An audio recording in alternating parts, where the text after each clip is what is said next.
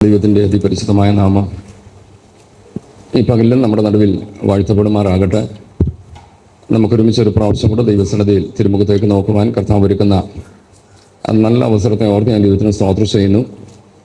ആത്മീയാരാധനയ്ക്കായി കടന്നു വന്ന എല്ലാ പ്രിയപ്പെട്ടവർക്കും കർത്താവായ യേശുക്രിസ്തുവിൻ്റെ നാമത്തിൽ സ്നേഹവന്ദനത്തെ പ്രാരംഭമായിട്ട് അറിയിക്കട്ടെ. ഏറിയ പ്രാർത്ഥനയോട് തുറന്നുള്ള നിമിഷങ്ങൾ നമ്മൾ ഒരുമിച്ച് ദൈവസന്നിധിയിൽ കർത്താവിൻ്റെ മുഖത്തേക്ക് നോക്കുമ്പോൾ ദൈവത്തിൻ്റെ കൃപാനുഗ്രഹങ്ങൾ ധാരാളമായി കർത്താവ് നമ്മുടെ മേൽ പകരട്ടെ. ഇന്ന് പകലിലെ ഈ ആരാധനയിൽ ദൈവം എന്താഗ്രഹിക്കുന്നോ അത് പ്രാപിച്ചു മടങ്ങുവാൻ നമുക്ക് ദൈവകരം കൽപ്പിച്ചു കൊടുക്കാം. നമ്മുടെ ഓരോ കൂടിവരവുകളും ദൈവത്തിൻ്റെ സാന്നിധ്യമുണ്ട്. കർത്താവ് നമ്മുടെ നടുവിലുണ്ട്. കർത്താവ് നമ്മുടെ നടുവിലേക്ക് കടന്നു വരുന്നത് നമ്മളെ അനുഗ്രഹിക്കാൻ വേണ്ടിയാണ്. വ്യക്തമായ ബോധ്യത്തോട് വേണം നമ്മൾ ദൈവസന്നിധിയിലായിരിക്കാൻ. ദൈവം ഹാജരെടുത്ത് പോകാനല്ല വരുന്നത്. കർത്താവിന് ദൂരത്ത് നിന്ന് തന്നെ അറിയാം. എന്നാൽ കർത്താവ് ഇന്ന് പകൽ ഇതിൻ്റെ നടുവിൽ കടന്നു വന്നത് വ്യക്തിപരമായി നമ്മളെ അനുഗ്രഹിക്കാനാണ്, നമ്മുടെ ആവശ്യങ്ങളിൽ നമ്മളെ സഹായിക്കാനാണ്. ആ ബോധ്യം നമുക്കുണ്ടാകണം. കർത്താവെ, ഞാനൊരു ആവശ്യക്കാരനാണ്. നമ്മളൊക്കെ പലവിധ ആവശ്യക്കാരാണ്. എല്ലാം തികഞ്ഞ നിറഞ്ഞവരായ ആരുമില്ല. ഏതെങ്കിലുമൊക്കെ ഭാരമുണ്ട്, ഏതെങ്കിലുമൊക്കെ ആവശ്യമുണ്ട്. അങ്ങനെയെങ്കിൽ ഇന്ന് എൻ്റെ ആവശ്യം എന്തെന്ന് നന്നായി അറിയുന്നൊരു ദൈവം എന്നെ സഹായിക്കാൻ ഇതിൻ്റെ നടുവിൽ കടന്നു വന്നിട്ടുണ്ട്. ആ കർത്താവിൽ നിന്ന് പ്രാപിച്ചേ മടങ്ങാവുള്ളൂ. അനുഗ്രഹത്തിൻ്റെ ദാതാവായ കർത്താവ് അനുഗ്രഹവുമായിട്ടാണ് നമ്മുടെ നടുവിൽ കടന്നു വന്നത്. അങ്ങനെയെങ്കിൽ നമുക്ക് അനുഗ്രഹം പ്രാപിച്ച് മടങ്ങുവാൻ വലിയവനായ കർത്താവ് ഇടയാക്കും. പ്രാർത്ഥനയോട് വേഗത്തിൽ നമ്മൾ വചനത്തിലേക്ക് പ്രവേശിക്കുകയാണ്. വായിച്ച അനുഗ്രഹീത സങ്കീർത്തനത്തെ ഓർത്ത് ഞാൻ ദൈവത്തിന് സ്തോത്രം ചെയ്യുന്നു.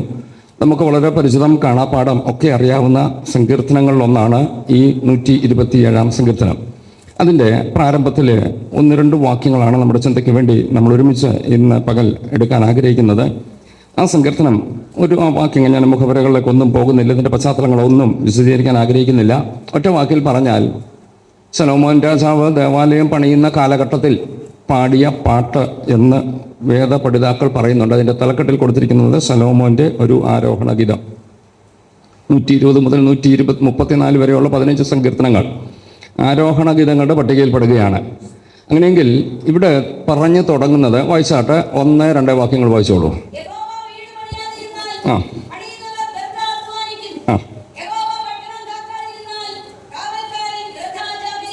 അടുത്തോടെ വായിച്ചോളൂ.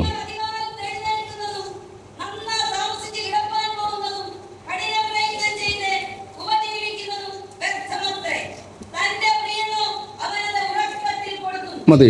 ആ സങ്കീർത്തനത്തിൻ്റെ പ്രാരംഭ ഭാഗത്ത് ഞാൻ പറഞ്ഞല്ലോ, ശലോമോൻ രാജാവ് ആലയം പണിക്ക് മുമ്പ് പാടിയതെന്ന് പറയപ്പെടുന്നതിൻ്റെ കാരണം താനൊരു ആലയം പണിയാൻ ആഗ്രഹിച്ചു.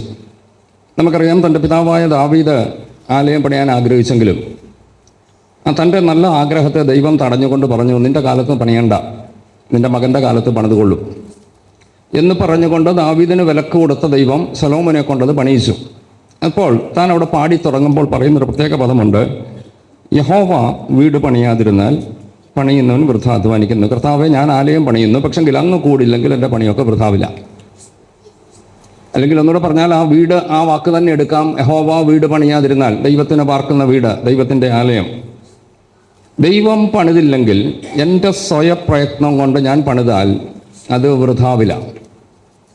അങ്ങനെ അനേക വീടുകൾ കൂടുന്ന ഒരു പട്ടണം, ഈ പട്ടണത്തെ ദൈവം കാത്തില്ലെങ്കിൽ എൻ്റെ പ്രയത്നം വൃഥാവില്ല. അതുകൊണ്ട് ദൈവമേ, അങ്ങില്ലാത്തൊരു പ്രവർത്തനവും എനിക്കുണ്ടാകരുത്. 2-ാം വാക്യം വായിക്കുമ്പോൾ, ആ വാക്യം ഒന്ന് വായിച്ചിട്ട് ഞാൻ ആ ഭാഗത്തുനിന്ന് ചില ചിന്തകളാണ് പറയാൻ ആഗ്രഹിക്കുന്നത്. നിങ്ങൾ അതികാലത്ത് എഴുന്നേൽക്കുന്നതും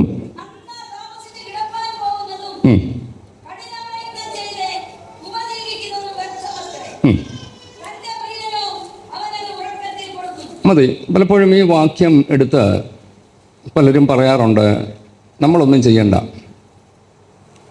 അലസന്മാർക്ക് പറ്റിയൊരു വാക്യമായത്. ആ വാക്യത്തിൽ പറയുന്നത് എന്തുവാ? അധികാലത്ത് എഴുന്നേക്കണ്ട, നേരത്തെ പോയി കടന്നോണം, ഹാർഡ് വർക്ക് ചെയ്യണ്ട. ചെയ്യുന്നതൊക്കെ എന്താ? വാക്യം നമ്മൾ 2 വാക്യം കൂടെ കണക്ട് ചെയ്തൊന്ന് പഠിച്ചാൽ നല്ലതാണ്. ഞാൻ ആ വാക്യം ഒന്നുകൂടെ പറഞ്ഞോട്ടെ. വേദപുസ്തകം മടിയന്മാരെ, അലസത പ്രോത്സാഹിപ്പിക്കുമോ? കുഞ്ഞുങ്ങളൊക്കെ ശ്രദ്ധിച്ചോണം. വേദപുസ്തകം അതിന് പ്രോത്സാഹനം കൊടുക്കും? ഇല്ല. വേദപുസ്തക കഥാപാത്രങ്ങൾ പഴയ നിയമത്തിലും പുതിയ നിയമത്തിലും ഒക്കെ നമ്മൾ കാണുന്നുണ്ട്. വേദപുസ്തകം മാത്രമല്ല, ലോകത്ത് എവിടെ നോക്കിയാലും ഉയർച്ചയിലെത്തിയത് ആരാ? കഠിനാധ്വാനികളാണ്. ഉഴപ്പന്മാർ ഒരിടത്തും എങ്ങും എത്തിയിട്ടില്ല. എവിടെയെങ്കിലുമൊക്കെ എത്തിക്കാണും, പക്ഷേ ഉയർച്ചയിൽ അവരെ ചവിട്ടിയിട്ടില്ല. ഉന്നത സ്ഥാനത്തെത്തണമെങ്കിൽ ഹാർഡ് വർക്ക് ആവശ്യമായി. ഏത് ഫീൽഡിലും പഠിക്കുന്ന കുഞ്ഞുങ്ങൾ, ജോലി ചെയ്യുന്നവർ, നിങ്ങൾ ഏത് മേഖലയിലാണോ അവിടെ ഒക്കെ നിങ്ങൾക്ക് ഉയർച്ചയിലെത്തണമെങ്കിൽ നിങ്ങൾ അധ്വാനിച്ചേ പറ്റത്തുള്ളൂ. എന്നാൽ ആ വാക്യം ഒരിക്കൽ കൂടെ ഒന്ന് വായിച്ച 2-ാം വാക്യം, നിങ്ങൾ ആ ആ ആ ആ ഒറ്റ വാക്ക് ചിന്തിച്ചാൽ നമ്മൾ ഇംഗ്ലീഷോടൊന്ന് വായിച്ച വാക്യം, verse 2. It is vain for you to rise up early, to sit up late, to eat the bread of sorrows, for so he gives his beloved sleep. ആ ഭാഗം വായിക്കുമ്പോൾ ഞാൻ വേഗത്തിലൊന്ന് പറഞ്ഞോട്ടെ.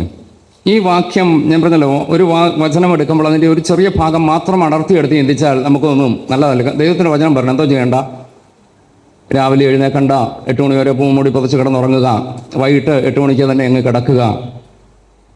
ദൈവം എന്തോ ചെയ്യും? തരാനുള്ളതല്ല. അങ്ങനല്ല വാക്യത്തിൻ്റെ അർത്ഥം. ഞാൻ ആ വാക്യത്തെ ഒന്നുകൂടെ വിശദീകരിച്ച് പറയാം. യഹോവ വീട് പണിയാതിരുന്നാൽ, അതിൻ്റെ ആശയം ഇത്രയേ ഉള്ളൂ, ദൈവത്തെ കൂടാതുള്ള പണി. അങ്ങനെ ഒരു പണിയുണ്ടോ? ഉണ്ട്. നമ്മൾ അധ്വാനിക്കേണ്ട എന്നല്ല പറയുന്നത്, എൻ്റെ അധ്വാനത്തിൽ ആര് വേണം? ദൈവം വേണം. ദൈവമില്ലാതെ ഞാൻ പണിയുന്ന പണി വൃഥാവില്ല. അല്ലെങ്കിൽ ഒന്നുകൂടെ വ്യക്തമാക്കാം, ദൈവത്തെ കൂടാതെ അധികാലത്ത് എഴുന്നേൽക്കുന്നത്, ദൈവത്തെ കൂടാതെ നന്നാ താമസിച്ച് കിടക്കുന്നത്, ദൈവത്തെ കൂടാതെ കഠിന പ്രയത്നം ചെയ്യുന്നത് വ്യർത്ഥമാണ്. മനസ്സിലായോ? തിരിച്ചുകൂടി ചിന്തിച്ചോ. ദൈവത്തോടൊപ്പം അധികാലത്ത് എഴുന്നേറ്റ്, ദൈവത്തോടൊപ്പം നന്നാ താമസിച്ച് കിടന്ന്, ദൈവത്തോടൊപ്പം കഠിന പ്രയത്നം ചെയ്താൽ അത് അനുഗ്രഹമാണ്. മനസ്സിലായെന്ന് കരുതുന്നു. ഞാൻ ആ വാക്ക് ഒന്നുകൂടെ പറഞ്ഞോട്ടെ, തെറ്റിദ്ധരിക്കരുത്. ഞാൻ പറഞ്ഞല്ലോ, ഇത് ഉഴപ്പന്മാർക്കുള്ള സങ്കീർത്തനമല്ല. വചനത്തിൽ വായിക്കുന്നത് യഹോവ വീട് പണിയാതിരുന്നാൽ, ഈ 2 വാക്യം കൂടെ കണക്ട് ചെയ്യുക. ദൈവം പണിയാതിരുന്നാൽ, കർത്താവിനെ കൂടാതെ എൻ്റെ അധികാലത്തുള്ള അധ്വാനം, നന്നാ താമസിച്ചുള്ള കിടപ്പ്, കഠിന പ്രയത്നം ഇതാ വ്യർത്ഥം. നമുക്കറിയാമല്ലോ, ദൈവത്തെ കൂടാതെ ഉള്ള അധ്വാനം. ഉൽപ്പത്തി പുസ്തകം 11-ാം അധ്യായത്തിൽ വായിക്കണമെന്നില്ല ഭാഗം, ഒരു വാക്യം ഞാൻ ഓർപ്പിക്കാം, ആ ഭാഗം മാത്രം വായിച്ചാൽ മതി. നമ്മളവിടെ വായിച്ചു വരുമ്പോൾ കാണാൻ കഴിയുന്നുണ്ട്, ദൈവത്തെ കൂടാതെ ഒരു ഗോപുരപണി അവിടെ നടക്കുകയാണ്. 6-ാം അധ്യായം മുതൽ നമ്മൾ വായിക്കുമ്പോൾ ദൈവം ഭൂമിയിൽ ജലപ്രളയം അയച്ചു. ജലപ്രളയത്തോട് ലോകത്തുള്ള സകല മനുഷ്യരും മരിച്ചുപോയി, നോഹയും കുടുംബവും ഒഴികെ. അന്ന് അവരെല്ലാം കൂടെ തീരുമാനിച്ചു, ഇനി നാളെയും വെള്ളപ്പൊക്കം വന്നാൽ ഞങ്ങൾക്ക് രക്ഷപ്പെടണം, ഞങ്ങൾ ഗോപുരം പണിയും, അതിൻ്റെ മുകളിൽ കയറും, വെള്ളത്തെ മുകളിൽ നിന്ന് താഴേക്ക് നോക്കിക്കൊണ്ട് പരിഹസിക്കും, ദൈവമേ നീ വെള്ളം പൊക്കിയാലും ഞങ്ങൾ രക്ഷപ്പെടും. ഇതായിരുന്നു അവരുടെ ചിന്ത. എന്നാൽ നമ്മൾ അതിൻ്റെ യാഥാർത്ഥ്യം നമ്മൾ പഠിച്ചു വന്നാൽ കാണാൻ കഴിയുന്നുണ്ട് എന്തുകൊണ്ട് ദൈവം വെള്ളപ്പൊക്കം അയച്ചു. ഉൽപ്പത്തി പുസ്തകം 6-ാം അധ്യായം വായിച്ചു വരുമ്പോൾ കാണാൻ കഴിയുന്നുണ്ട്, മനുഷ്യൻ്റെ ഹൃദയ വിചാരങ്ങളുടെ നിരൂപണം എല്ലായ്പ്പോഴും ദോഷമുള്ളത് ദുഷ്ട തലമുറയെ കണ്ടുകൊണ്ട് ദൈവം അയച്ച ന്യായവിധിയാണ്. രക്ഷപ്പെടാൻ ഒറ്റ മാർഗമേ ഉള്ളൂ, ദുഷ്ടത വിട്ട് ദൈവത്തിന് വേണ്ടി ജീവിക്കുക. പക്ഷെങ്കിൽ ഇവർ തീരുമാനിച്ചു, ഞങ്ങൾ ദുഷ്ടത വിടത്തില്ല, നാളെയും ഞങ്ങൾ ഈ രീതി ജീവിക്കും, പക്ഷെങ്കിൽ ദൈവത്തെ ഞങ്ങൾ തോൽപ്പിക്കും. പണി ആരംഭിച്ചു. അവിടെ നമ്മൾ വായിച്ചു വരുമ്പോൾ അന്നത്തെ ഏറ്റവും ബെസ്റ്റ് ടെക്നോളജിയാണ് അവരവിടെ യൂസ് ചെയ്തത്. എന്നാൽ ഈ പണി മുന്നോട്ട് പോയപ്പോൾ 5-ാം വാക്യം ഒന്ന് വായിക്കാമോ? 11:5 ഉൽപ്പത്തി. ആ മതി, അവിടെ പ്രത്യേക പദങ്ങൾ ശ്രദ്ധിച്ചെന്ന് കരുതുന്നു. മനുഷ്യർ പണിത ഗോപുരവും പണിത പട്ടണവും കാണേണ്ടതിന് യഹോവ ഇറങ്ങി വന്നു. അപ്പോൾ ഈ പണിയിൽ ആരില്ല? കർത്താവില്ല. കർത്താവിനെ കൂടാതുള്ള പണിയാ. ഈ പണിയിൽ ഇവർ മാത്രമേ ഉള്ളൂ, ആരില്ല? ദൈവമില്ല. അങ്ങനെയെങ്കിൽ ഇനി ആ വാക്യം ഒന്ന് ചേർത്ത് ചിന്തിക്കാമോ? യഹോവ വീട് പണിയാതിരുന്നാൽ, കർത്താവിനെ കൂടാതുള്ള പണി, അധികാലത്ത് എഴുന്നേൽക്കുന്നതും നന്നാ താമസിച്ച് കിടക്കുന്നതും കഠിന പ്രയത്നം ചെയ്യുന്നതും വ്യർത്ഥമാണ്. ദൈവത്തെ കൂടാതുള്ള സകല പണികളും വ്യർത്ഥമാണ്. എന്നാൽ 6-ാം അധ്യായത്തിൽ നമ്മളൊരു നോഹയെ കാണുന്നുണ്ട്. നോഹയെക്കുറിച്ച് പറയുന്ന ചില പദങ്ങൾ 6-ാം അധ്യായത്തിൽ, ഒരു വാക്യം ഒന്ന് ഉറപ്പിച്ചു പോകാം. 6:22 വായിച്ചു. ദൈവം തന്നോട് കൽപ്പിച്ചതൊക്കെയും നോഹ ചെയ്തു. അങ്ങനെ തന്നെ അവൻ ചെയ്തു. 7-ാം അധ്യായത്തിന്റെ 5-ാം വാക്യം കൂടെ വായിച്ചോളൂ. യഹോവ തന്നോട് കൽപ്പിച്ച പ്രകാരമൊക്കെയും നോഹ ചെയ്തു. ഞാൻ ചോദിച്ചോട്ടെ, ഗോപുരത്തിന്റെ പണിയാണോ പാട്, കപ്പലിന്റെ പണിയാണോ പാട്? കപ്പലിന്റെ പണിയാ. ഗോപുരം ഭൂമിയിലാണ്, അതും കെട്ടിക്കളക്കത്തി അങ്ങ് പോയാൽ മതി. നല്ല മേസ്ത്രിമാരുണ്ടെങ്കിൽ, നല്ല എഞ്ചിനീയേഴ്സ് ഉണ്ടെങ്കിൽ ആ കെട്ടിടം പണിതങ്ങ് പോകാം. എന്നാൽ വെള്ളത്തിൽ പൊങ്ങിക്കിടക്കുന്നൊരു കപ്പൽ, ഇതുവരെ കപ്പൽ ഉണ്ടാക്കിയിട്ടില്ല, ആദ്യത്തെ കപ്പൽ പണിയാണ്. മറൈൻ എഞ്ചിനീയേഴ്സ് ആരും ഓടുന്നില്ല. അവിടെ പ്രത്യേകിച്ച് ഈ പറഞ്ഞു കൊടുക്കാൻ ആരുമില്ല. പക്ഷെങ്കിൽ ഈ കപ്പൽ മുങ്ങിയില്ല, ചരിഞ്ഞില്ല. ഈ വെള്ളത്തിൽ 6 മാസത്തോളം പൊങ്ങിക്കിടന്നതിൻ്റെ കാരണം ആരോടൊപ്പമുള്ള പണിയാണ്? അവിടെ ഒരു പ്രത്യേക പദം എഴുതിയിട്ടുണ്ട്. യഹോവ 22 വായിക്കാമോ? 6:22. ദൈവം തന്നോട് കൽപ്പിച്ചതൊക്കെയും. അവൻ പെട്ടകം പണി ആരോടുകൂടാ? ദൈവത്തോടുകൂടാ. വ്യക്തമായി തിരിച്ചറിയണം. ദൈവത്തോടുകൂടെ പണിയാമോ? ദൈവം പറയുന്നതനുസരിച്ച് ചെയ്യാമോ? യഹോവ കൽപ്പിച്ചതൊക്കെ അനുസരിക്കാമോ? അങ്ങനെയെങ്കിൽ നമ്മളൊരു വിജയത്തിലെത്തും. നോഹയുടെ പെട്ടകം സമയബന്ധിതമായി പൂർത്തീകരിച്ചു. മഴ പെയ്തു.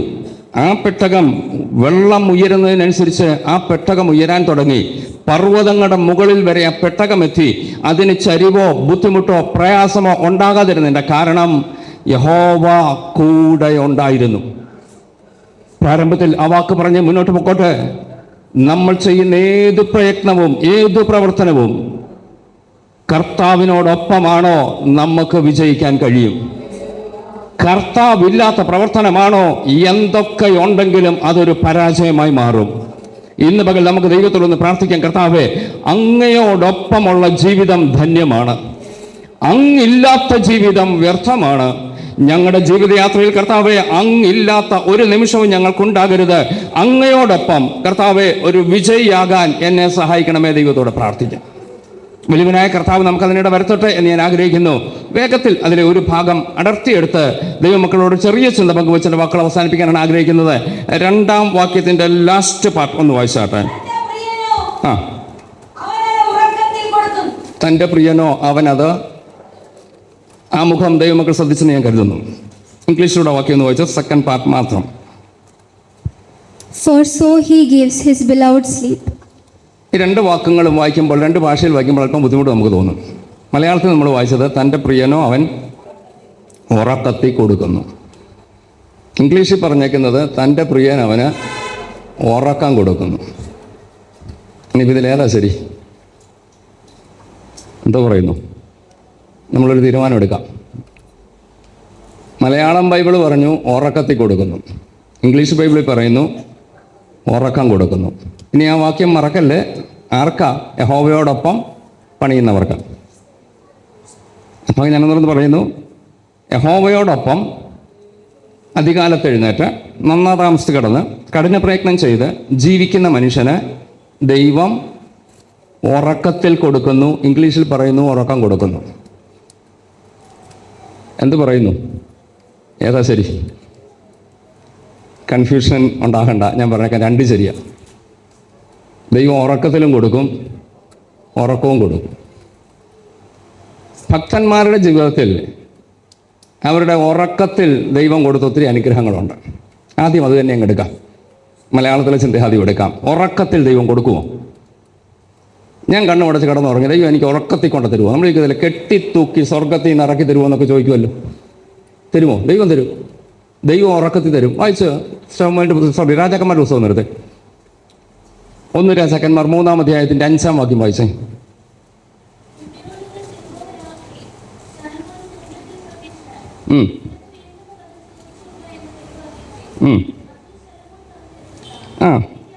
മതി. ആ ഭാഗത്ത് നമ്മൾ ആ ഭാഗം വായിച്ചല്ലോ. 3:5 വായിച്ചത് ഇങ്ങനെയാണ്. ഒന്നൂടെ വായിച്ചേ. ആ ഭാഗം മാത്രം ഒന്ന് വായിച്ചേ. ശലോമോന് മതി. അവിടെ വായിച്ച ഭാഗം നമ്മൾ കണ്ടല്ലോ. ഗിദയോനിൽ വെച്ച് യഹോവ രാത്രിയിൽ ശലോമോന് സ്വപ്നത്തിൽ അപ്പോൾ ഉറക്കത്തിൽ ദൈവം പ്രത്യക്ഷപ്പെട്ടു. ഈ ഉറക്കത്തിൽ പ്രത്യക്ഷപ്പെട്ട ദൈവം ചോദിക്കുന്ന ചോദ്യമുണ്ടോ? നിനക്ക് വേണ്ടതൊക്കെ ചോദിച്ചു കൊള്ളുക. ശലോമോൻ ദൈവത്തോട് ചോദിച്ച കാര്യങ്ങളൊക്കെ താഴെ എഴുതിയിട്ടുണ്ട്, നിങ്ങൾ പിന്നീട് വായിച്ചു നോക്കണം. താൻ ഭൗതിക കാര്യങ്ങളൊന്നും ചോദിച്ചില്ല. എന്നെ ഏറ്റവും ഉയർത്തണം, മഹാനാക്കണം, എനിക്ക് സമ്പത്ത് തരണം, ഇതൊന്നും താൻ ചോദിച്ചില്ല. താൻ ചോദിച്ച ഒറ്റ കാര്യമേ ഉള്ളൂ, കർത്താവേ, ഈ ജനത്തെ നയിക്കാൻ ആവശ്യമായ പരിജ്ഞാനം എനിക്ക് തരണം. കടൽക്കരയിലെ മണൽ പോലെ പരന്നു കിടക്കുന്ന ഈ വലിയ ജനത്തെ നയിച്ചു കൊണ്ടുപോകണമെങ്കിൽ എനിക്കതിനുള്ള കഴിവില്ല, പ്രാപ്തിയില്ല. എനിക്കതിനുള്ള അറിവ് തരണം, ജ്ഞാനം തരണം. ഇത് മാത്രമേ താൻ ദൈവത്തോട് ചോദിച്ചുള്ളൂ. എന്നാൽ അവിടെ ഒരു കാര്യം കൂടെ നമ്മൾ വായിക്കുമ്പോൾ നമുക്കതിൻ്റെ 9 വായിച്ചേ. ആകയാൽ ആ ആ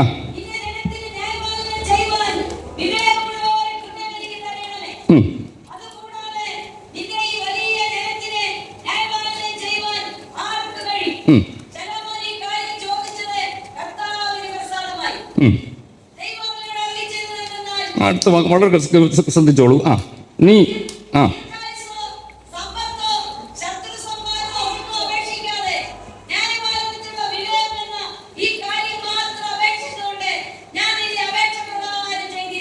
അടുത്തൂടെ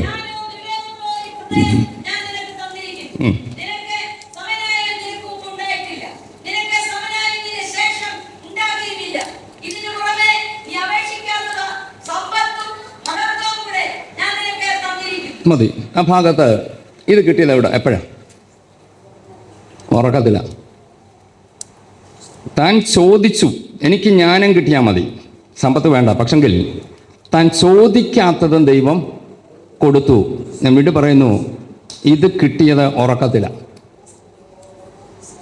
ഈ ഉറക്കത്തിൽ അങ്ങനെയെങ്കിൽ കിടന്നുറങ്ങിയാൽ മതിയല്ലോ, ദൈവം എല്ലാം ഇങ്ങനെ തരത്തില്ലേ? അതിൻ്റെ 4-ാം വാക്യം കൂടെ ഒന്ന് വായിക്കാമോ?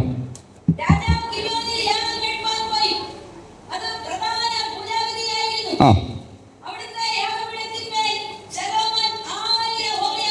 ദൈവമക്കൾ വളരെ ഗൗരവത്തോടെ ഓർക്കണം. ദൈവം ഉറക്കത്തെ ശലോമോന് കൊടുത്തു. പക്ഷെങ്കിൽ ശലോമോൻ ആരായിരുന്നു? പ്രാർത്ഥിക്കുന്ന വ്യക്തിയാണ്, ദൈവത്തിന് യാഗം അർപ്പിക്കുന്ന വ്യക്തിയാണ്. 1000 ഹോമയാഗം ശലോമോൻ അർപ്പിച്ചു. ദൈവസന്നിധിയിൽ കടന്നുറങ്ങിയപ്പോൾ ദൈവം ഉറക്കത്തിൽ അവന് കൊടുത്തു. ഇനി ഈ ഹോമയാഗം എന്ന് പറയുന്നത് പഴയ നിയമകാലത്ത് അല്പം ചിലവുള്ളതാണ്. ഒരു വാക്യം ഞാൻ ഓർപ്പിക്കാം, പല വാക്യങ്ങളുണ്ടെങ്കിൽ ആ ഭാഗത്തേക്ക് എല്ലാം ഇറങ്ങുന്നില്ല. സംഖ്യാപുസ്തകം 28-ാം അധ്യായത്തിൻ്റെ 11 മുതൽ 1-2 വാക്യങ്ങൾ വായിച്ചോളൂ. Book of Numbers chapter 28 verses 11 onwards.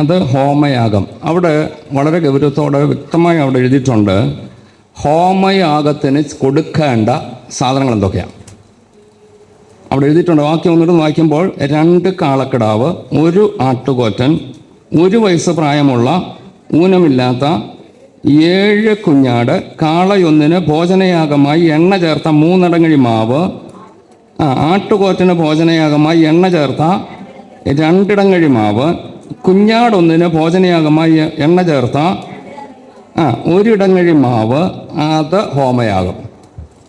ഇനി ഇതിൻ്റെ ചെലവ് നിങ്ങൾ കൂട്ടിക്കോ. ഇത്രയും കാള, ഇത്രയും ആട്, കോലാട്, കുഞ്ഞാട്, ഈ ഒരു ഹോമയാഗത്തിനുള്ള ചെലവ് തന്നെ ഏകദേശം ഒന്ന് കൂട്ടിക്കോ. എത്ര എണ്ണം നടത്തിയെന്നാണ് പറഞ്ഞേ? 1000. അപ്പം കോടികൾ ചെലവിട്ട് ദൈവത്തെ ആരാധിച്ചു. ഭൗതികമല്ല ഞാൻ ഉദ്ദേശിക്കുന്നത്. ദൈവത്തിന് വേണ്ടി ചെലവാകാൻ ശലോമോൻ തീരുമാനിച്ചു. നമ്മൾ ഓർക്കണം, ദൈവത്തിന് വേണ്ടി എന്നെ തന്നെ ഏൽപ്പിക്കുക. ദൈവത്തിന് കൊടുക്കുക എന്ന് പറയുമ്പോൾ പെട്ടെന്ന് നമ്മുടെ ചിന്ത വരുന്നത് ഭൗതിക ചിന്തയാണ്. ദൈവത്തിന് ഭൗതികമല്ല വേണ്ടത്, ഇത് മുഴുവൻ ദൈവത്തിൻ്റെതാണ്. ദൈവത്തിന് വേണ്ടത് നമ്മളെയാണ്. നമ്മുടെ സമയം, നമ്മുടെ ഹൃദയം, നമുക്കുള്ളത് നമ്മളെ തന്നെ കർത്താവിന് കൊടുക്കുക. ദൈവത്തിന് വേണ്ടി ചെലവാകാൻ, വില കൊടുക്കാൻ ആര് തയ്യാറാകും? Yes, hallelujah. ഞാൻ ഒന്നുകൂടെ പറഞ്ഞോട്ടെ. ദൈവത്തിന് വില കൊടുക്കാൻ തയ്യാറാകുന്നവന് ഉറക്കത്തിൽ ദൈവം ചിലതൊക്കെ കൊടുക്കും. കൃപ, ദൈവകൃപ, ഹല്ലേലൂയ. ശലോമോൻ രാജാവിന് ദൈവം ഉറക്കത്തിൽ ചോദിക്കാത്ത നന്മ പോലും കൊടുത്തതിൻ്റെ കാരണം താൻ വില കൊടുക്കാൻ തയ്യാറായി, തൻ്റെ ജീവിതത്തെ ദൈവത്തിന് കൊടുക്കാൻ തയ്യാറായി. ഒന്നുകൂടെ പറഞ്ഞോട്ടെ, ശലോമോൻ എന്തൊക്കെ ഉണ്ടായിരുന്നോ അതൊക്കെ ദൈവത്തിന് കൊടുത്തു. ഈ ഭാഗം ചിന്തിക്കുമ്പോൾ നമുക്ക് പെട്ടെന്നൊരു ചിന്ത അറിയാതെ കയറി വരും. ശലോമോൻ ലോകത്തിലെ ഏറ്റവും സമ്പന്നനല്ലേ? അന്ന് താൻ സമ്പന്നനായിട്ടില്ല, അതിനുശേഷമായി ഇതൊക്കെ കിട്ടിയത്. അവിടെ തന്നെ ഒരു പ്രത്യേക പദം എഴുതിയിട്ടുണ്ടല്ലോ, ഒന്ന് വായിക്കാമോ? 13 നമ്മൾ അവസാന ഭാഗത്ത് ചോദിക്കാത്തതെന്ന് പറഞ്ഞെടുത്ത് ഒരു പ്രത്യേക പദം ഒന്ന് വായിക്കാമോ? വായിച്ചോളൂ ആ ഭാഗം ഞാൻ പറയാം, എടുത്തു. ആ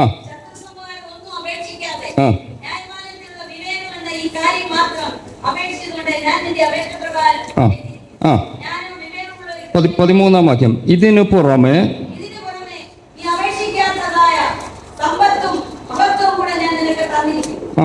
അടുത്ത്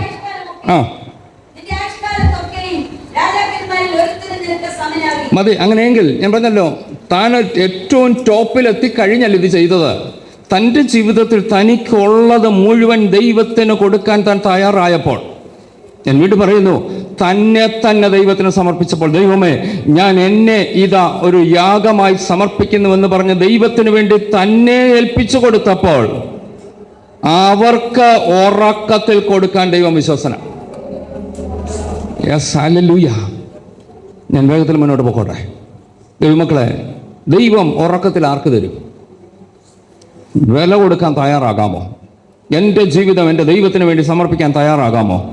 ദൈവത്തിന് വേണ്ടി എന്നെ തന്നെ കൊടുത്ത് എനിക്ക് ഇനി ദൈവമേ അങ്ങ് മതി എന്ന് പറഞ്ഞുകൊണ്ട് ദൈവത്തിന് എന്നെ സമർപ്പിക്കാൻ തയ്യാറാകാമെങ്കിൽ എനിക്ക് വേണ്ടി എൻ്റെ ഉറക്കത്തിൽ എന്നെ വിളിച്ചുണർത്തി എൻ്റെ ദൈവം എനിക്ക് വേണ്ടി ചിലതൊക്കെ തരും. ഞാനിത് പറയുമ്പോൾ ഒരു കാര്യം കൂടെ ഒന്ന് പറഞ്ഞോട്ടെ. ശലോമോൻ 1000 ഹോമയാഗം കഴിച്ചു. പുതിയ നിയമത്തിലേക്ക് വരുമ്പോൾ സ്തോത്രം എന്ന യാഗം അർപ്പിക്കുന്നത്. ഞാൻ ചോദിച്ചോട്ടെ, ഒരു ദിവസം 1000 സ്തോത്രം പറയാൻ എത്ര പേരെ കൊണ്ട് കഴിയും? വെറുതെയാണോ ശലോമോൻ ഉറക്കത്തിൽ വല്ലതും കിട്ടിയത്? ഒന്ന് പരീക്ഷിച്ച് നോക്ക. നമ്മൾ പലപ്പോഴും പ്രാർത്ഥിക്കാനിരിക്കുമ്പോൾ 2-3 സ്തോത്രമൊക്കെ പറയുമായിരിക്കും, അല്ലെങ്കിൽ ആരാധനയ്ക്ക് വരുമ്പോൾ പറയുമായിരിക്കും. ഒരു സഹസ്രനാമം ചൊല്ലുക, ആ അർത്ഥമല്ല ഞാൻ ഉദ്ദേശിക്കുന്നത്. നമ്മുടെ ജീവിതം ദൈവത്തിനൊരു യാഗമായി അർപ്പിച്ചുകൊണ്ട് ഏത് നിമിഷവും നമ്മൾ കടന്നു പോകുമ്പോൾ, ഒറ്റയ്ക്കിരിക്കുമ്പോൾ, യാത്രകളിലൊക്കെ ഈ എന്നെ തന്നെ ദൈവത്തിന് ഏൽപ്പിച്ചു കൊടുത്തുകൊണ്ട് അതരഫലമെന്ന സ്തോത്രയാഗം ഇടവിടാതെ അർപ്പിക്കാൻ കഴിഞ്ഞാൽ, അങ്ങനെയുള്ളവരോട് ഞാൻ വീട്ടിൽ പറയുന്നു, നിന്റെ ഉറക്കത്തിൽ ദൈവം ചിലത് നിനക്ക് തരാൻ വിശ്വസന. യെസ്, ഹല്ലേലൂയ, ഹല്ലേലൂയ. 1000 ഹോമയാഗം. പുതിയ നിയമത്തിൽ ദൈവം ഭൗതിക വസ്തുക്കളെ ആഗ്രഹിക്കുന്നില്ല, എന്നാൽ അതരഫലമെന്ന സ്തോത്രയാഗം നിരന്തരം അർപ്പിപ്പാൻ ദൈവം നമ്മളെക്കുറിച്ച് ആഗ്രഹിക്കുമ്പോൾ, അങ്ങനെ ആഗ്രഹിച്ചുകൊണ്ട് ദൈവത്തിന് കഴിവുള്ളിടത്തോളം അറിയാവുന്നിടത്തോളം സമയം ലഭിക്കുമ്പോഴൊക്കെ സ്തോത്രം ചെയ്യാൻ തയ്യാറായാൽ അങ്ങനെയുള്ളവരെ മാനിക്കുന്നൊരു ദൈവമാണ് നമ്മുടെ ദൈവം. കൃപ, ദൈവകൃപ. ഞാൻ മുന്നോട്ട് പോകുന്നു. ഉറക്കത്തിൽ ശലോമോന് ദൈവം ചിലത് കൊടുത്തു. രണ്ടാമതൊരു വ്യക്തിയെ കൂടെ കാണിച്ച് മുന്നോട്ട് പോകാം. എസ്തറിന്റെ പുസ്തകത്തിലേക്ക് വന്നിട്ട് 6-ാം അധ്യായത്തിന്റെ 1-ാം വാക്യം വായിച്ചോളൂ. നമുക്കറിയാവുന്ന ചിന്തകളാണ്, എങ്കിലും വായിച്ചു കേൾക്കാം. അന്ന് രാത്രി രാജാവിന് ഉറക്കം വന്നില്ല. ബാക്കി വായിക്കണമെന്നില്ല, ചരിത്രം അത്രയും വായിച്ചപ്പോൾ തന്നെ മനസ്സിലായി. ഒരു രാത്രിയിൽ ആശ്വരേഷ് രാജാവ് ഉറക്കമില്ലാതെ കിടക്കുന്ന രാത്രി. താൻ ഉറക്കമില്ലാതിരുന്നപ്പം കട്ടിലിൽ തിരിഞ്ഞും പറഞ്ഞും കിടക്കുന്നു, ഉറക്കമില്ല. താൻ പറഞ്ഞു, ഡയറി എടുത്തുകൊണ്ട് വരാൻ പറഞ്ഞു. ദിനവൃത്താന്തങ്ങളുടെ പുസ്തകം, അഥവാ രാജാക്കന്മാരുടെ കുറിപ്പടികൾ അവരെഴുതിയിടുന്നു. ഓരോ ദിവസത്തെയും വാർത്തകൾ അല്ലെങ്കിൽ സംഭവങ്ങൾ അവരെഴുതിയിടുന്നുണ്ട്. ഈ ബുക്ക് എടുത്തുകൊണ്ട് വരാൻ പറഞ്ഞു, വായിക്കാൻ പറഞ്ഞ ആൾക്കാർ വായിച്ച് കേൾപ്പിച്ചു. വായിച്ച് കേൾപ്പിച്ചപ്പോൾ തന്നെ കയ്യേറ്റം ചെയ്യാനായിട്ട് ശ്രമിച്ച 2 ഷണ്ണന്മാർ, അതിൽ നിന്ന് തന്നെ വിടുവിച്ചത് മൊർദെഖായിയാ. ആ മൊർദെഖായിക്ക് ഒന്നും കൊടുത്തിട്ടില്ല. ഇത് കംപ്ലീറ്റ് ഒന്ന് വായിച്ച് കേൾപ്പിക്കാൻ പറഞ്ഞു. ഇത് വായിച്ചു കേട്ടപ്പോൾ അവിടെ താഴോട്ട് വായിച്ചു വരുമ്പോൾ അവൻ ദിനവൃത്താന്തങ്ങൾ കുറിച്ചു വയ്ക്കുന്ന പുസ്തകം കൽപ്പിച്ചു. ഇനി ഞാൻ വേഗത്തിൽ അവിടുന്ന് മുന്നോട്ട് പോവുകയാണ്. ഇത് വായിച്ചു കൊണ്ടിരുന്നപ്പോൾ ഈ മൊർദെഖായി അവരുടെ മുമ്പിൽ വന്നു. ഇനിയും ആ 4-ാം വാക്യം ഒന്ന് വായിച്ചാട്ടെ. മൂന്നോട് ചേർത്ത് വായിച്ചു. ഇതിനു വേണ്ടി മൊർദെഖായിക്ക്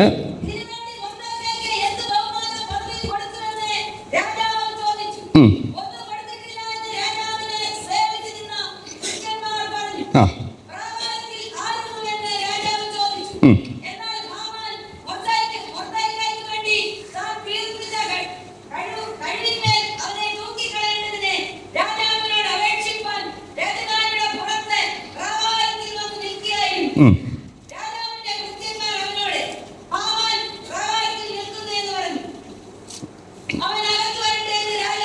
മതി, ഞാൻ വേഗത്തിൽ ഭാഗം പറഞ്ഞു, ബാക്കി വായിക്കണമെന്നില്ല, ചരിത്രമൊക്കെ മനസ്സിലായി കാണുമല്ലോ.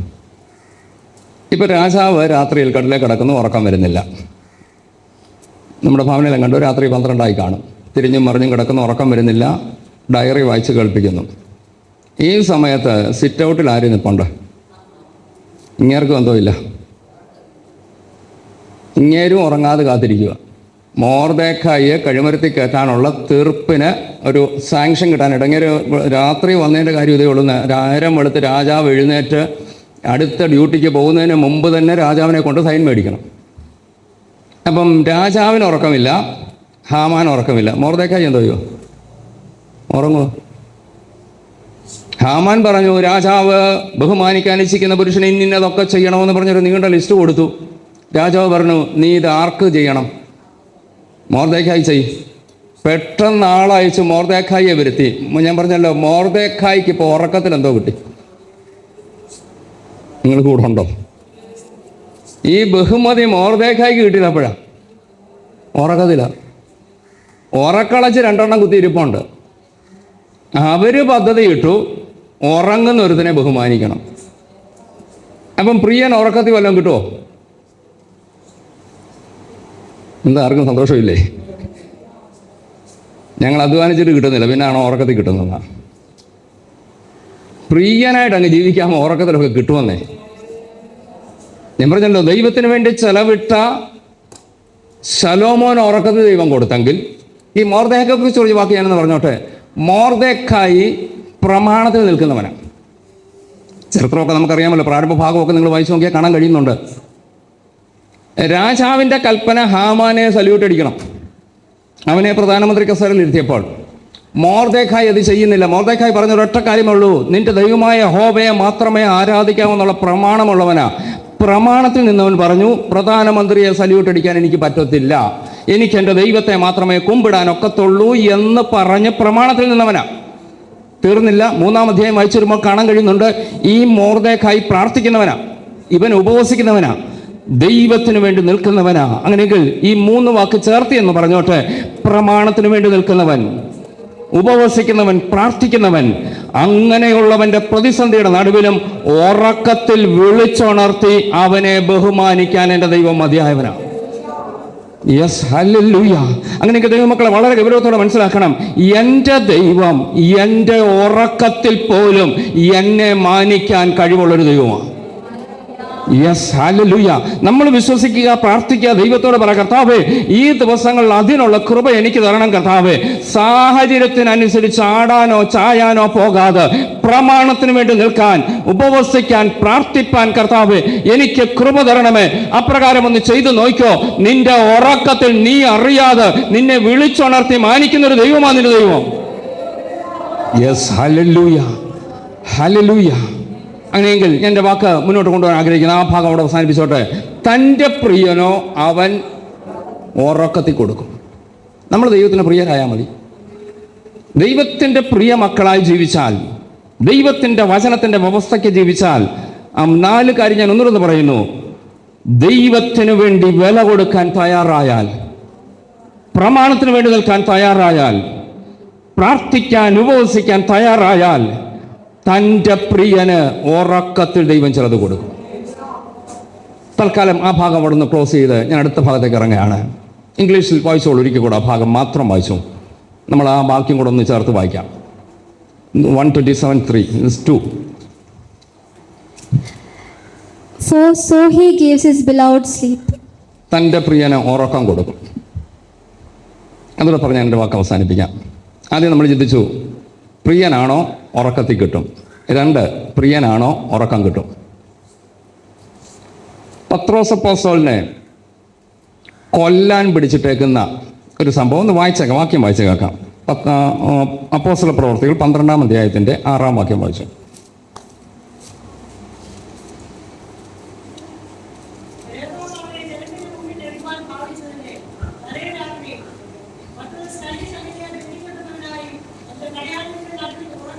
മതി, ആ വാക്യം നിങ്ങൾ ശ്രദ്ധിച്ചല്ലോ. ഹെരോദാവ് അവനെ കൊല്ലുവാൻ ഭാവിച്ചതിൻ്റെ തലേ രാത്രിയിൽ, നാളെ മരണമാണ്. നമുക്കറിയാം ഈ കൊലപ്പുള്ളികളെ അല്ലെങ്കിൽ നേരത്തെ നിശ്ചയിച്ച ആ മരണ ഡേറ്റ് ഉണ്ട്. രാജാവോട് കൽപ്പന കൊടുത്തു, നാളെ രാവിലെ അവനെ കൊല്ലണം. കൊല്ലുവാൻ ഭാവിച്ചതിൻ്റെ തലേ രാത്രി ചങ്ങലയാൽ ബന്ധിക്കപ്പെട്ട് കിടക്കുക. പക്ഷെങ്കിൽ ഈ പട്ടാളക്കാർ കണ്ണു അടയ്ക്കാതെ പത്രോസിൻ്റെ ഓരോ ചലനവും നോക്കിക്കൊണ്ടിരുന്നപ്പോൾ പത്രോസ് അവിടെ എന്ത് ചെയ്യുക? ഉറങ്ങാൻ പറ്റുമോ? പ്രശ്നത്തിന് നടുവിൽ ഉറങ്ങാൻ പറ്റുമോ?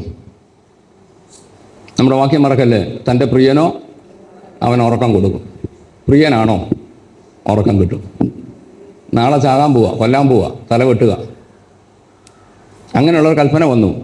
പക്ഷെങ്കിൽ പത്രോസേ, നീ എന്താ ഉറങ്ങുന്നത്? പത്രോസേ, ഞാൻ പ്രിയനാ.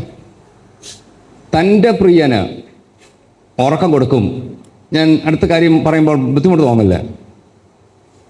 ഉറങ്ങാതെ രാത്രികൾ കഴിയുന്നെങ്കിൽ, ഒരുപക്ഷെ രോഗം, ചിലപ്പം ചില രോഗം നമുക്ക് ഉറക്കം വരുത്തത്തില്ല.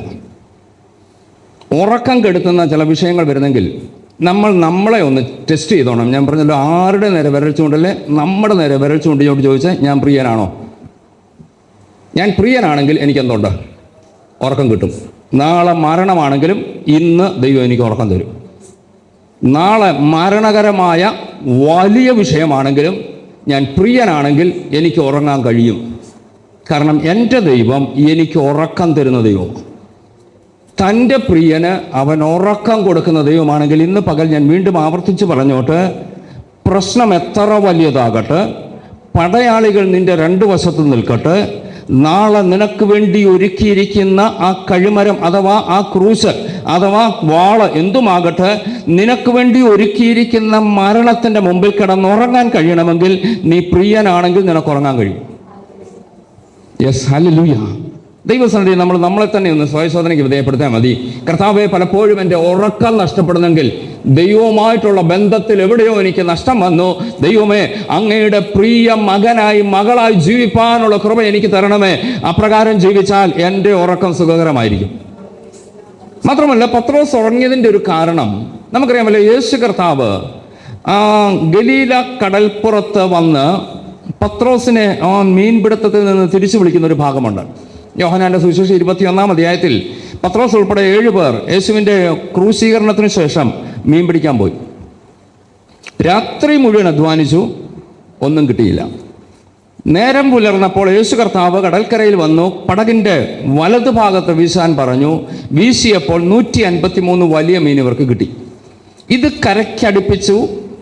ഇത് വന്നപ്പോൾ പത്രോസിന് മനസ്സിലായി ഇത് യേശുവാണ്. യേശു പത്രോസുമായി ഒരു സംഭാഷണം നടത്തുന്നുണ്ട്. 21-ാം അധ്യായത്തിലേക്ക് ഒന്ന് വന്നാട്ടെ. യോഹന്നാന്റെ സുവിശേഷം 21-ാം അധ്യായത്തിൽ യേശുവും പത്രോസും കൂടെ നടത്തുന്ന ഒരു സംഭാഷണം നമുക്ക് ലാസ്റ്റ് പാരഗ്രാഫ്, ലാസ്റ്റ് അല്ല, 15-ാം വാക്യം വായിച്ചേ.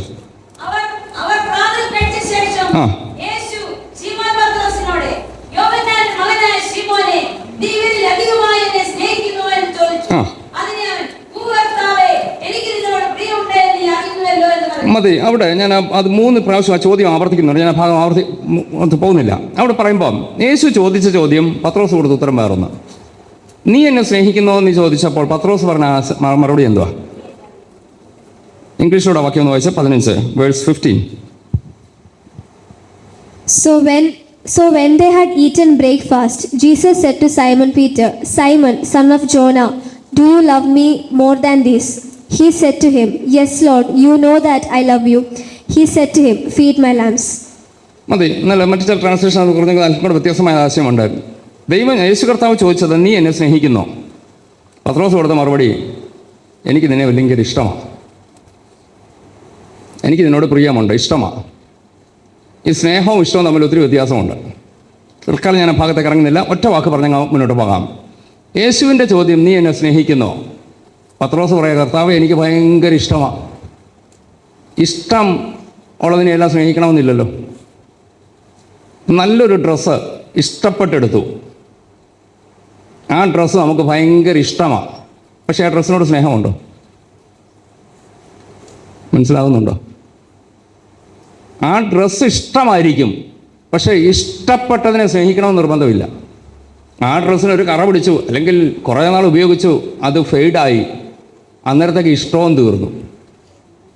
യേശു കർത്താവിൻ്റെ ചോദ്യം, പത്രോസേ നീ എന്നെ സ്നേഹിക്കുന്നോ? പത്രോസ് പറഞ്ഞു, എനിക്ക് കർത്താവെ ഭയങ്കര ഇഷ്ടമാണ്. മൂന്നാമത്തെ ചോദ്യം വന്നപ്പോൾ പത്രോസ് ഒരു വാക്ക് പറയുന്നുണ്ട്, കർത്താവെ നീ സകലതും അറിയുന്നു, എനിക്ക് നിന്നോട്, കർത്താവെ ഞാൻ ഇനി ഒന്നും പറയുന്നില്ല, നിനക്കെല്ലാം അറിയാം. ഇത് പറഞ്ഞപ്പോൾ യേശു കർത്താവ് കൊടുത്തൊരു മറുപടി വായിച്ചാട്ടെ. 18-ാം വാക്യം വായിച്ചോളൂ.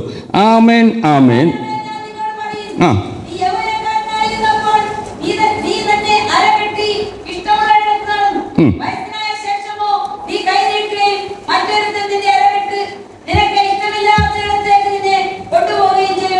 മതി. അങ്ങനെയെങ്കിൽ അടുത്ത വാക്യം കൂടെ വെച്ചു. അവൻ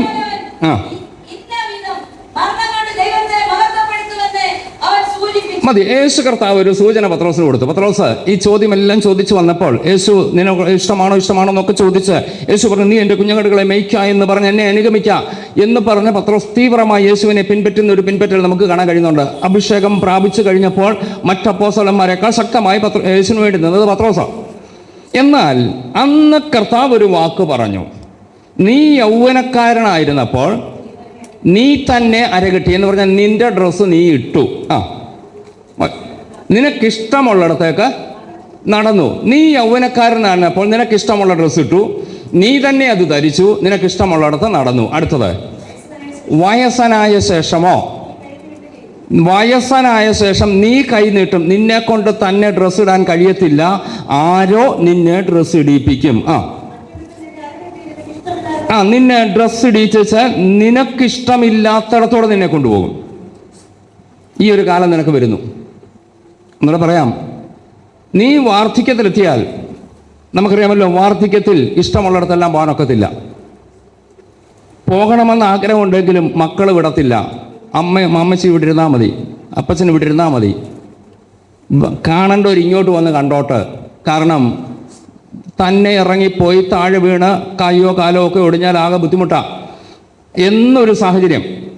ഈ പത്രോസിനോട് യേശു കർത്താവ് പറയുന്ന വാചകം ഇത്രയേ ഉള്ളൂ, പത്രോസേ നീ യൗവനക്കാരനായിരുന്നപ്പോൾ നിന്റെ ഇഷ്ടം പോലെ ജീവിച്ചു, പക്ഷെ നീ വൃദ്ധനായാൽ വേറൊരാൾ നിന്നെ കൈ പിടിച്ചു കൊണ്ടുപോകും. അതിൻ്റെ അർത്ഥം, പത്രോസേ നീ എന്നേ മരിക്കത്തുള്ളൂ, നീ വൃദ്ധനായിട്ടേ മരിക്കത്തുള്ളൂ. മനസ്സിലാവുന്നുണ്ടോ? പത്രോസിനോട് യേശു പറഞ്ഞു, നീ ഇന്ന് യൗവനക്കാരനാ, നീ വൃദ്ധനാകും, നീ വൃദ്ധനായിട്ട് നീ മരിക്കത്തുള്ളൂ എന്ന് പറഞ്ഞ യേശുവിൻ്റെ ഒരു വാക്ക് പത്രോസ് തൻ്റെ ഉള്ളത്തിൽ നിറച്ചു വെച്ചു. അങ്ങനെയെങ്കിൽ അപ്പോസ്തല പ്രവൃത്തി 12-ാം അധ്യായത്തിൽ കാണുമ്പോൾ പത്രോസ് യൗവനക്കാരനാണ്.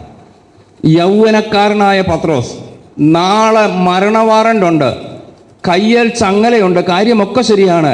പത്രോസിനൊരു കാര്യം മനസ്സിലായി, നാളെ ഹേരോദാവിന് എന്നെ കൊല്ലാൻ പറ്റത്തില്ല, കാരണം എൻ്റെ ദൈവം എന്നോടൊരു വാഗ്ദത്തം ചെയ്തിട്ടുണ്ട്.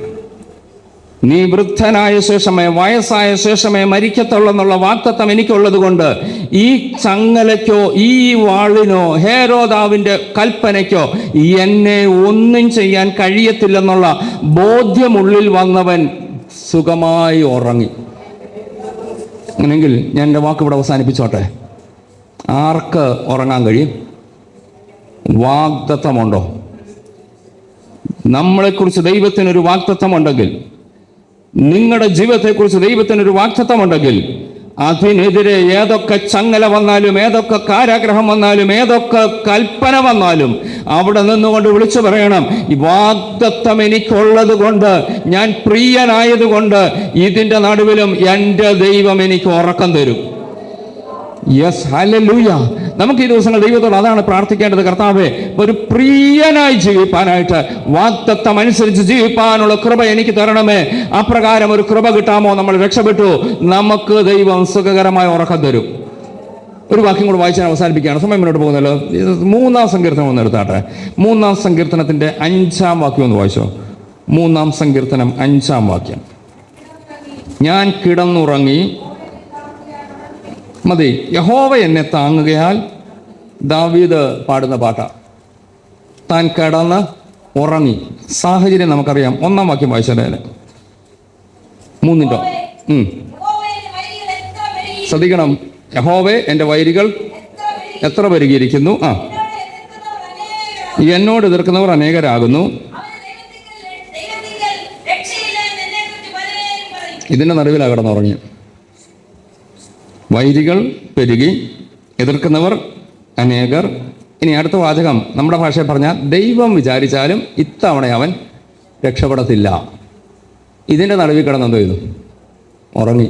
എന്തുകൊണ്ടാ? അടുത്ത വാക്യം ഒന്ന് വായിക്കാമോ? എനിക്ക് ചുറ്റും പരിച, എൻ്റെ മഹത്വം. താനൊരു കാര്യം ഉറപ്പിച്ചു. വൈരികൾ പെരുകി, എതിർക്കുന്നവർ അനേകരാ, രക്ഷപ്പെടത്തില്ലെന്ന് എല്ലാവരും പറഞ്ഞെങ്കിലും കർത്താവെ, നീ എനിക്ക് ചുറ്റും പരിചയമായ ദൈവത്തെ കണ്ടവൻ അടുത്ത വാചകത്തിൽ പറയുകയാണ്, ഞാൻ സമാധാനത്തോട് പ്രിയൻ ഉറക്കം കിട്ടുമോ? ദൈവത്തെ കണ്ടാൽ ഉറങ്ങാൻ പറ്റും. പ്രശ്നത്തിൻ്റെ നടുവിൽ, വൈരിയുടെ നടുവിൽ.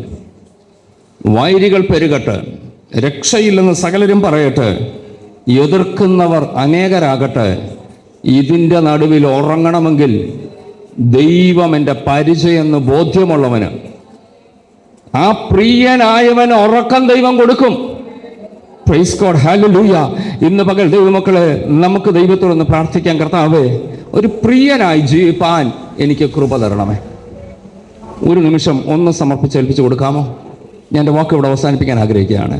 നമ്മുടെ കണ്ണുകളൊന്നും അടയ്ക്കാം. എല്ലാ പ്രിയപ്പെട്ടവരും ദൈവങ്ങൾക്ക് ഏൽപ്പിച്ച് കൊടുത്താട്ടെ. തൻ്റെ പ്രിയന് അവൻ ഉറക്കത്തിൽ കൊടുക്കും.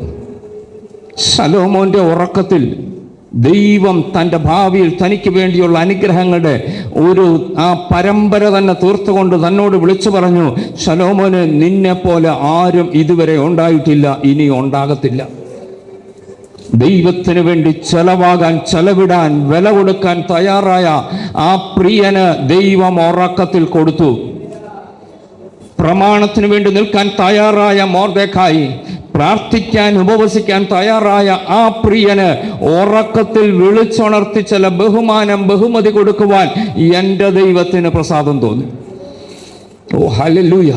ദൈവത്തിൻ്റെ വാഗ്ദത്തത്തിൽ മുറുകെ പിടിച്ചുകൊണ്ട്, ആ വാഗ്ദത്തം തന്നത് ദൈവമാണെങ്കിൽ അതിനെതിരെ രാജ്യത്തെ ഏത് നിയമം എനിക്കെതിരായി ഉയർന്നു വന്നാലും കിടന്നുറങ്ങാൻ പ്രിയനായ പത്രോസിന് കഴിഞ്ഞത് ദൈവത്തിലുള്ള ഉറച്ച വിശ്വാസം കൊണ്ട്. ഓ ഹല്ലേലൂയ.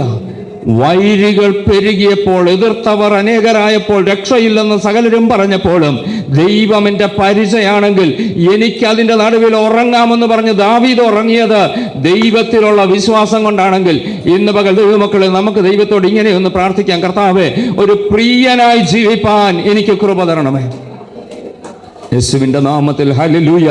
സമർപ്പിച്ചു കൊടുത്തുകൊണ്ടൊന്ന് പ്രാർത്ഥിക്കാമോ? ഞാൻ ആ വാക്കൊന്നോടൊന്ന് ആവർത്തിച്ചുകൊള്ളട്ടെ. പ്രിയന് ഉറക്കത്തിൽ ദൈവം ചിലത് കൊടുക്കും. പ്രിയന് ദൈവം ഉറക്കം കൊടുക്കും. ഈ ദിവസങ്ങളിൽ കർത്താവേ, ആ പ്രിയന്റെ അനുഭവത്തിൽ പ്രിയ മകൻ എന്ന പോലെ, പ്രിയ മകൾ എന്ന പോലെ അങ്ങയെ സേവിച്ചുകൊണ്ട് ഞങ്ങളുടെ ജീവിതം മുന്നോട്ട് നയിപ്പാൻ കർത്താവേ, എനിക്കിട തരണമേ. ആത്മാർത്ഥമായി പ്രാർത്ഥിക്കാൻ തയ്യാറാകാമെങ്കിൽ ഈ ദിവസങ്ങളിൽ നമ്മുടെ വ്യക്തിപരമായ ജീവിതത്തിൽ ചില അത്ഭുതങ്ങൾ ചെയ്യാനായിട്ട് ദൈവം വിശ്വസന. കൃപ, ദൈവകൃപ. Hallelujah, hallelujah, hallelujah, hallelujah, hallelujah. ഞാൻ ആ വാക്ക് ആവർത്തിക്കുന്നു. നീ അറിയണ്ട, നീ ടെൻഷൻ അടിക്കണ്ട, നീ ഭാരപ്പെടണ്ട. നിന്റെ ഉറക്കത്തിൽ നിന്നെ മാനിക്കാനുള്ള ദൈവം മതിയായവനാ.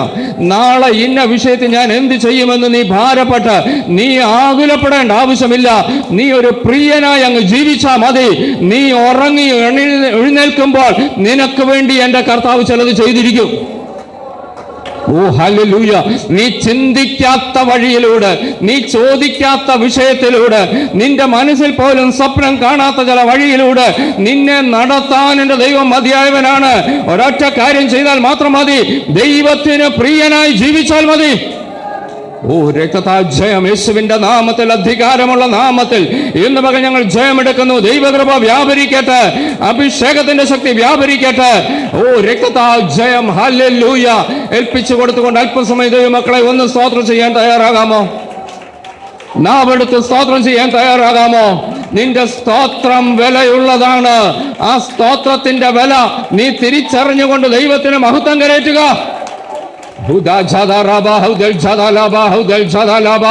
യേശുവിന്റെ നാമത്തിൽ, അധികാരമുള്ള നാമത്തില് ഇന്ന് പകൽ കർത്താവേ ഞങ്ങൾ ജയമെടുക്കുന്നു. ദൈവകൃപ വ്യാപരിക്കട്ടെ.